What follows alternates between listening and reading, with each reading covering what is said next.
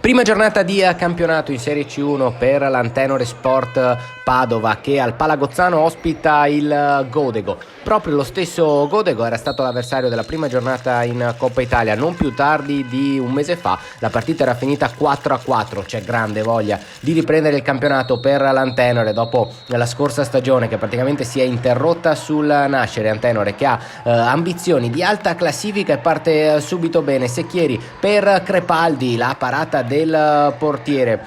Il Godego però è pericoloso e subito crea questo tiro con Flamingo. La parata di Paladina, ancora Antenore però con Cinquino. Il tiro termina sull'esterno della rete, fa male però il Godego quando recupera il pallone, passa in vantaggio, quindi dopo 10 minuti con Flamingo per l'1-0 dei trevigiani. Cerca di reggere l'Antenore, il tiro di Secchieri viene respinto dal portiere, ma è ancora pericolosa sempre con Flamingo la formazione trevigiana. Parisotto, poi però arriva il pareggio ed è il pareggio di De Vivo. Ottimo questo scambio, questo schema su azione d'angolo. Pareggia l'Antenore che cerca poi di trovare subito il raddoppio, ma si espone ai contropiedi, ancora un pericolo, e poi arriva il raddoppio, ma è quello del Godego. Una sanguinosa palla persa dell'Antenore in uscita. C'è il gol di Lima sull'assist di Stocco, rivediamolo.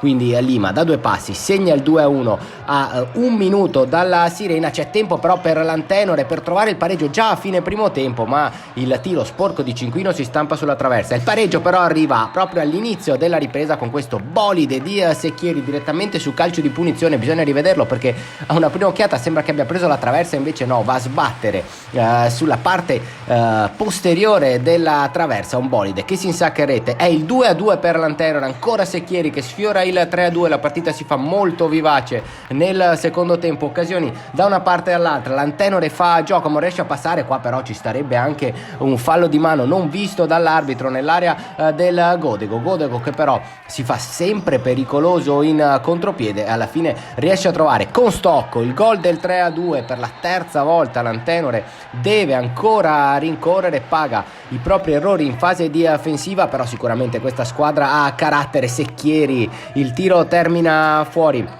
Ancora l'Antenore con Crepaldi dentro per De Vivo, e qua è sfortunata l'Antenore, salva sulla linea il Godego ma continua ad attaccare la formazione di Rodriguez. Ancora De Vivo, e qua con un po' di fortuna trova il 3-3 perché c'è questo autogol di Guidolin proprio sul cross di De Vivo. L'Antenore pareggia ancora una volta, adesso però deve andare a cercare il 4-3, ci prova il giovanissimo Rizzi che sfiora l'incrocio dei pali, poi è addirittura a Paladina a farsi il campo, a cercare la conclusione personale, lascia sguarnita la porta, poi per fortuna dell'Antenore non ne approfitta il Godego. Attenzione all'episodio che cambia gli ultimi 2 minuti e mezzo perché c'è l'espulsione per doppia ammonizione di Flamingo per questo fallo su Grieco, e quindi con l'uomo in più l'Antenore deve assolutamente trovare il vantaggio.